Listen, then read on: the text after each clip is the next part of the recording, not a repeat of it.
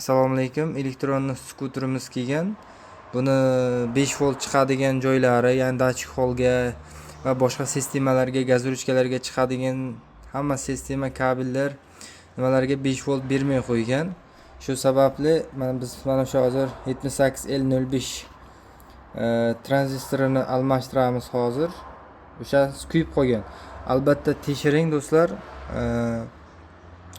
Tekshirib ko'rish kerak, ya'ni boshqa diodlar va rezistorlar kuymaganligiga ishonch hosil qiling. Faqat uni almashtirgan bilan ish bitib qolmaydi. Boshqa vaziyatlarda ham kuydirgan bo'lishi mumkin.